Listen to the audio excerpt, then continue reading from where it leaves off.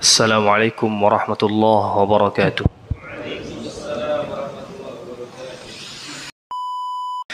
Innal hamdalillah nahmaduhu wa nasta'inuhu wa nastaghfiruh wa na'udzu billahi min shururi anfusina wa sayyiati a'malina.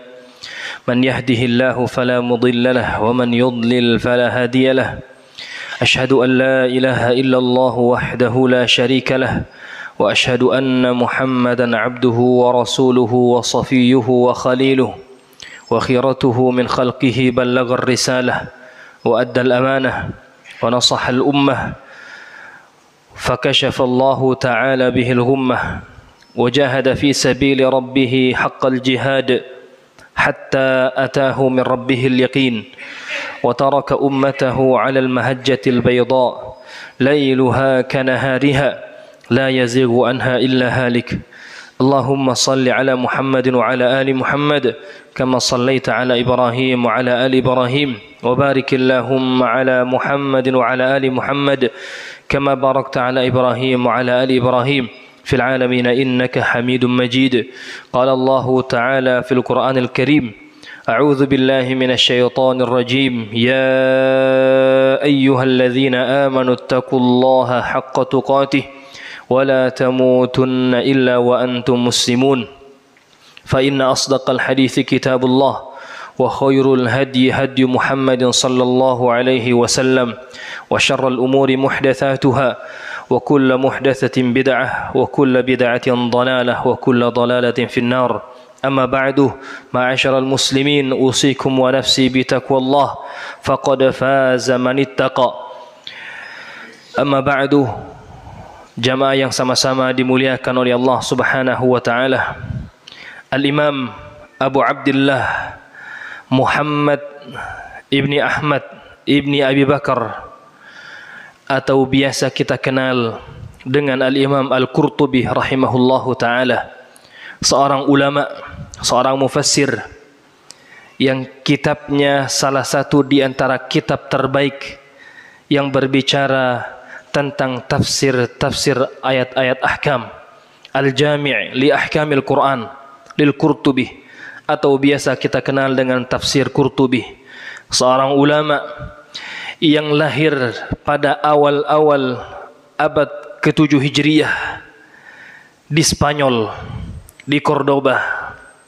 Al-Imam Al-Qurtubi rahimahullahu ta'ala tatkala menafsirkan surah Al-Kahfi di ayat yang berbicara tentang perumpamaan dunia. A'udzu billahi minasyaitonir rajim. Bismillahirrahmanirrahim. Wadrib lahum mathalal hayatid dunya kama'in anzalnahu minas sama' fakhtalata bihi nabatul ardi fa asbaha hashiman tadhruhu ar-riyah wa kana Allahu ala kulli syai'in muqtadira. Kata Allah Subhanahu wa ta'ala, dan berikanlah perumpamaan tentang kehidupan dunia, bahwa kehidupan dunia itu kama'in, seperti air hujan, anzalnahu minas sama', yang kami turunkan dari langit. Fakhtalata bihi nabatul ard, kemudian air tersebut bercampur dengan tanah, tampaklah keindahan, muncullah kehijauan, hiduplah tanah-tanah yang tandus. Fa asbaha hashiman, lalu itu semua berubah menjadi kering, menjadi lapuk, yang sebelumnya layu. Tadhruhur riyah, begitu mudah mereka dihilangkan dan ditiup oleh angin. Wa kana Allahu ala kulli syai'in muqtadira. Kata Imam Al-Qurtubi rahimahullahu ta'ala di dalam tafsir beliau, limadha syabbaha Allahu dunya bil ma', mengapa Allah Subhanahu wa ta'ala mempermisalkan kehidupan dunia itu dengan air? Kata beliau, qala ahadul hukama, seorang ahli hikmah berkata, dan dinukil oleh Al-Imam Al-Qurtubi dalam tafsir beliau Al-Jami' li Ahkamil Quran, syabbaha Allah subhanahu wa ta'ala dunya bil ma'. Yang pertama, mengapa Allah subhanahu wa ta'ala mempermisalkan kehidupan dunia itu seperti air hujan? Yang pertama, li'anna al-ma' la yastaqirru fi mawdi', kadzalika ad-dunya la tabqa ala halin wahidah. Karena sesungguhnya air itu tidak pernah menetap di satu tempat saja. Air itu akan mengalir ke tempat yang lebih rendah. Air akan berpindah-pindah. Ia tidak menetap pada satu tempat saja. Seperti itu juga kehidupan dunia. Tidak ada seseorang yang hidup dengan satu keadaan saja. Tidak ada seseorang yang terus-menerus di dalam kebahagiaan tanpa ada kesusahan. Kemudian yang kedua, wali annal ma yadhhabu wa la yabqa, karena sesungguhnya air itu akan hilang dan air itu tidak menetap selamanya. Fakadzalika dunya, seperti itu juga dunia yang fana, tidak ada seorang pun yang akan kekal di dunia. Kemudian yang ketiga, wali annal ma la yaqdiru ahadun an yadkhulahu wa la yabtal, karena air tidak ada seseorang yang masuk ke dalam air kemudian ia tidak basah. Fakadzalika dunia, maka seperti itu juga dunia. Tidak ada seseorang yang terlahir ke dunia dan mereka tidak merasakan ujian-ujian dan fitnah-fitnah dunia. Setiap mereka yang terlahir, maka pasti mereka akan melewati ujian kesusahan, ujian keimanan, dan berbagai ujian-ujian lainnya.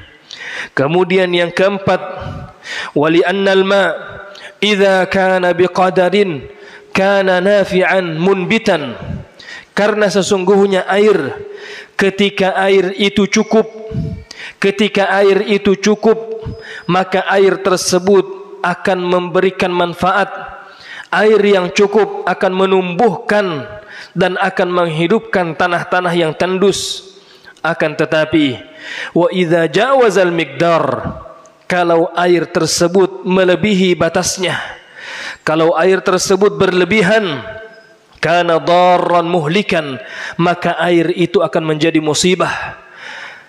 Ketika Allah menurunkan air secukupnya, sesuai dengan kebutuhan, maka kita akan melihat keindahan, kita akan melihat kebersihan. Namun ketika air yang turun itu berlebihan, maka kita akan melihat banyak kerusakan, tanaman-tanaman yang rusak, banjir, macet di mana-mana. Jamaah yang sama-sama dimuliakan oleh Allah, seperti itu juga kehidupan dunia, kata seorang ahli hikmah. Ketika dunia, kita mengambil dari dunia secukupnya, maka itu akan bermanfaat untuk kehidupan dunia dan akhirat. Namun ketika seseorang berusaha untuk mendapatkan dunia melebihi dari kebutuhan dirinya, maka ketika itulah dunia seperti air yang berlebih. Dia akan memberikan mudarat, dia akan memberikan kehancuran, dia akan memberikan ketidaknyamanan bagi seseorang tersebut.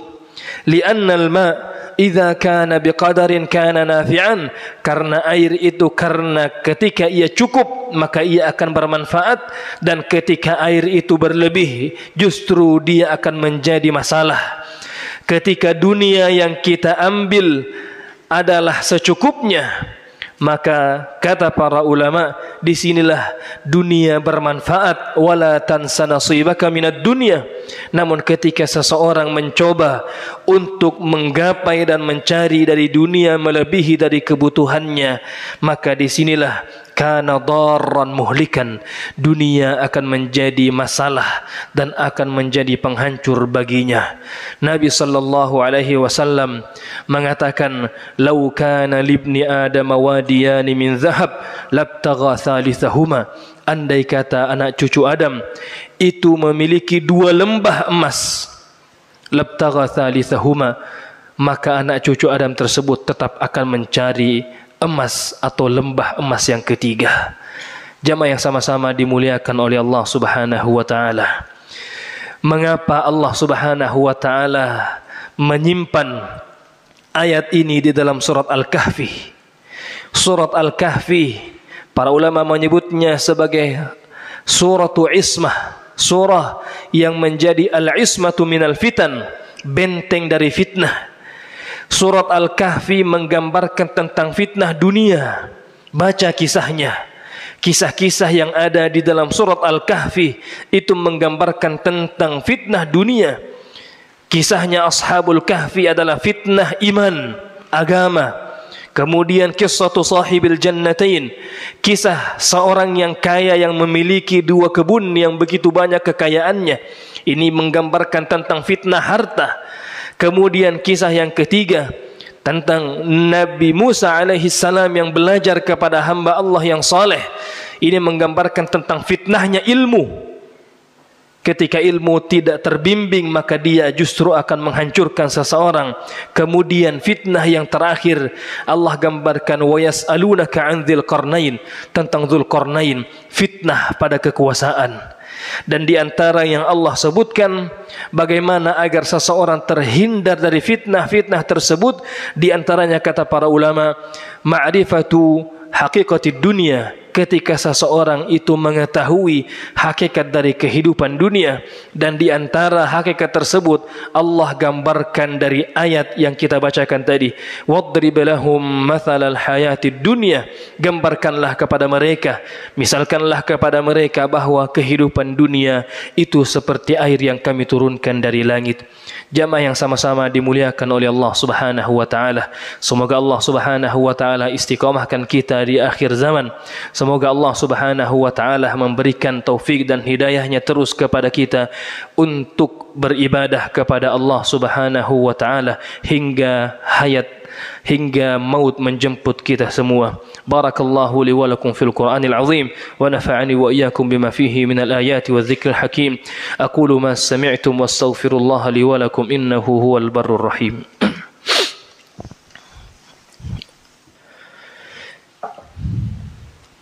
Alhamdulillahi ala ihsanih wa syukru lahu ala taufiqihi wa amtinanih. Ashhadu an la ilaha illallah wahdahu la syarika lah ta'ziman li sya'nih. Allahumma salli alaihi wa ala alihi wa ashabihi wa ikhwanih.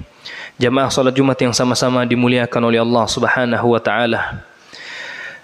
Ketika perang Khandaq, perang di mana kaum muslimin di kota Madinah menggali parit yang sangat panjang, parit yang lebar, yang luas. Mereka menggali parit tersebut pada musim yang sangat dingin, dalam keadaan kelaparan, sehingga disebutkan para kaum muslimin mengikat perut mereka dengan bebatuan dikarenakan kelaparan yang menghampiri mereka. Abu Bakar dan Umar radhiyallahu taala anhuma melepaskan baju mereka, kemudian mengangkat tanah-tanah tersebut dikarenakan sudah tidak ada lagi wadah. Dalam keadaan kesempitan tersebut, dalam keadaan kesulitan tersebut, kesusahan, kelaparan, Rasulullah sallallahu alaihi wasallam mengatakan sebuah perkataan beliau yang dicatat dalam sejarah, Allahumma la aisha illa aishul akhirah farhamil ansar wal muhajirah. Ya Allah, sungguh tidak ada kehidupan yang abadi, kehidupan yang nikmat, kehidupan yang kekal kecuali kehidupan akhirat. Rahmatilah kaum Ansar dan kaum Muhajirin. Jamaah yang sama-sama dimuliakan oleh Allah Subhanahu wa taala. Sehingga hikmah Jumat kali ini memahami hakikat kehidupan dunia, selalu mengingat tentang akhirat, adalah bagian daripada cara seorang muslim agar terhindar dari fitnah-fitnah dunia. Mengapa yang dianjurkan untuk dibaca pada hari Jumat adalah Sabbihisma rabbikal a'la, hal ataka hadithul ghashiyah, kata para ulama di antara hikmahnya, karena itu mengingatkan orang kepada kaum muslimin kepada akhirat. Mengapa disunnahkan untuk membaca surah As-Sajdah dan surah Al-Insan pada subuh Jumat? Karena surah As-Sajdah menggambarkan tentang neraka jahim, Kemudian surah Al-Insan menggambarkan tentang kehidupan syurga yang abadi. Jamaah yang sama-sama dimuliakan oleh Allah Subhanahu wa taala. Innallaha wa malaikatahu yusalluna 'alan nabi ya ayyuhalladzina amanu sallu 'alaihi wa sallimu taslima. Allahumma salli 'ala Muhammadin wa 'ala ali Muhammad كما صليت على إبراهيم وعلى آل إبراهيم إنك حميد مجيد. اللهم اغفر للمسلمين والمسلمات المؤمنين والمؤمنات الأحياء منهم والأموات إنك سميع قريب مجيب الدعوات ويا قاضي الحاجات. اللهم وآت نفوسنا تقواها زكها أنت خير من زكاها أنت وليها ومولاها. ربنا اغفر لنا ولإخواننا الذين سبقونا بالإيمان ولا تجعل في قلوبنا غلا للذين آمنوا ربنا إنك رؤوف رحيم. اللهم أعز الإسلام والمسلمين وأذل الشرك والمشركين ودمر أعداءك أعداء الدين واجمع كلمة المسلمين على الحق يا رب العالمين. ربنا آتنا في الدنيا حسنة وفي الآخرة حسنة وقنا عذاب النار. عباد الله إن الله يأمركم بالعدل والإحسان وإيتاء ذي القربى وينهى عن الفحشاء والمنكر والبغي يعظكم لعلكم تذكرون ولذكر الله أكبر الله يعلم ما تصنعون. أقيموا الصلاة.